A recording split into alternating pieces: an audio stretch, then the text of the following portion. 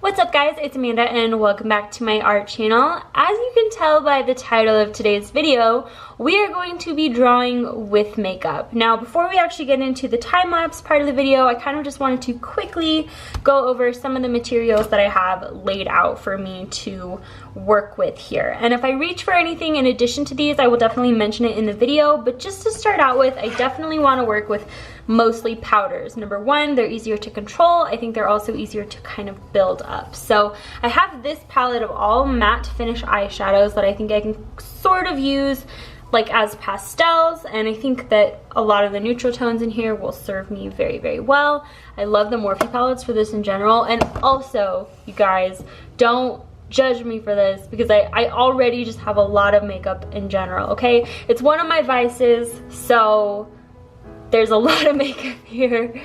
Don't judge, okay?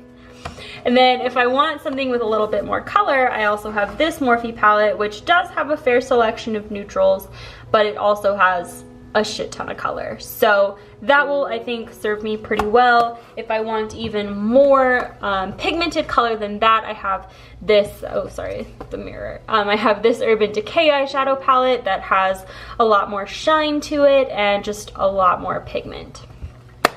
Then I also have obviously some brushes.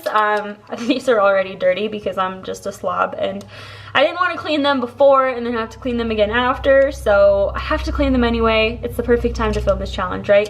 Then I also have this eyebrow pencil, which I think will actually be really good for drawing in eyebrows. Then a couple of other things. I have some pencil liners here, some colored ones, some black and some brown, and I think, I don't know, these might just come in handy.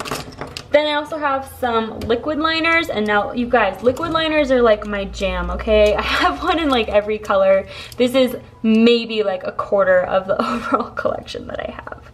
So yeah, I have a white one, a black one, a brown one, a purple, and then like some blues and greens. So I think that those might come in handy. I probably won't use all of them, but I just brought them out just in case. And then I also have this setting spray. Now, setting spray is used to make powder shadows more pigmented and to make them kind of show up more intensely, so maybe I'll use this, maybe I won't. And then what I am going to be using as my paper is this Master's Touch watercolor paper. Now, I don't really like this for watercolors, so I kind of figure that this would be a good excuse to use some of it up. So this paper kind of has a more textured side and a more smooth side. I'm kind of thinking the more smooth side might work better. I think, yeah, so I'm gonna go with the more smooth side, and I'm just going to kind of sketch out a basic shape for me to follow with this Prismacolor No Photocopy blue pencil, and then I will go in with the powder shadows after. Alright, so the first thing that I'm doing is sketching out a very loose design so that I have a good idea of what I'm going for and kind of where I'm going to be placing my colors. I did use this using a Prismacolor Colorist pencil in No Photocopy blue. I guess some of you would consider that cheating, but this is more of the like color with makeup challenge than it is like the draw with makeup challenge. But yeah, makeup was still my main medium here, guys. So I'm starting out with like a soft blending brush, and I'm laying down some skin tones, and I'm kind of trying to build up some shadows. It was really hard to get any sort of depth and shadow with the actual eyeshadows, and it's not because these eyeshadows aren't pigmented. These eyeshadows are actually very pigmented on the eyes as they're intended to be used, but it was really hard to build up on the paper, and so I don't know, it would look more pigmented, and then I would kind of dust off all the excess powder and all of that would go away. So, and I even had to go up later in the video and kind of re-add all of these darker shadows that you see now because they kind of got brushed off when I was doing other parts of the piece. So I added some blush, and then I kind of move on to the hair using darker browns, and I kind of tried to fade her hair from like a dark brown to like an auburn red color. I don't know how well that really came across, especially because once I kind of go in and line the hair, I think it all kind of looks the same, but maybe that's just me, I don't know. So I gave her sort of this messy bun, and then kind of I spray the piece kind of with every layer that's done. So I sprayed the setting spray once I finished all of the skin, let that dry. I sprayed the hair once I finished that, let that dry, and then I moved on to the background. And I used this very pale blue color just because I thought that it was going to tie in well with the rest of the piece.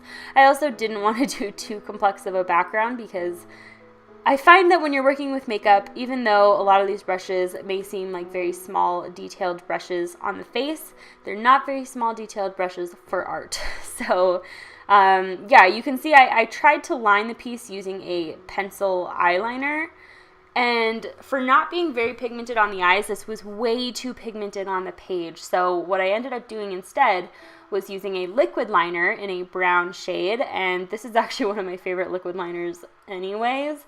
And it's from Wet n Wild, and they work really well. They're super precise and very easy to control.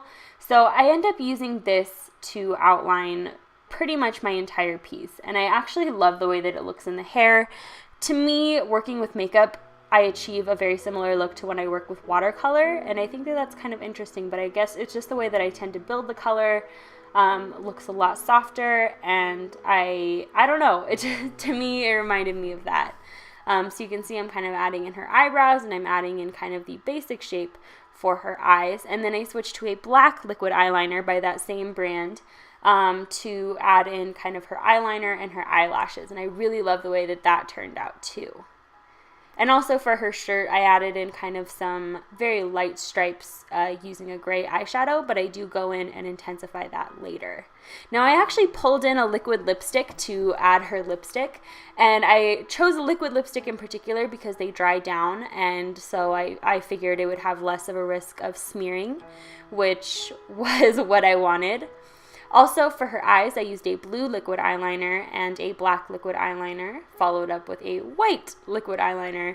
Liquid eyeliner is really what saved the day for this piece. I don't know what I would have done without liquid eyeliners, because using just powders and then regular eyeliner pencils was not what I expected it would be.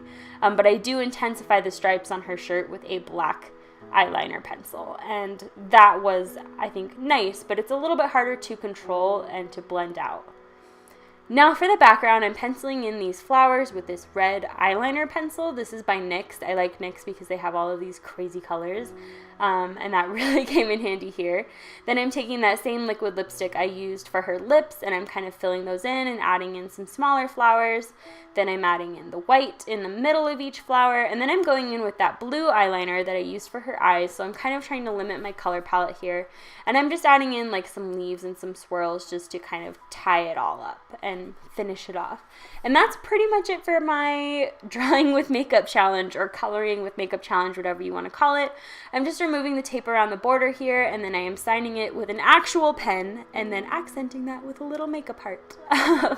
So that's it. Here's the finished piece. Thank you guys so much for watching, and I will see you next week with some brand new videos.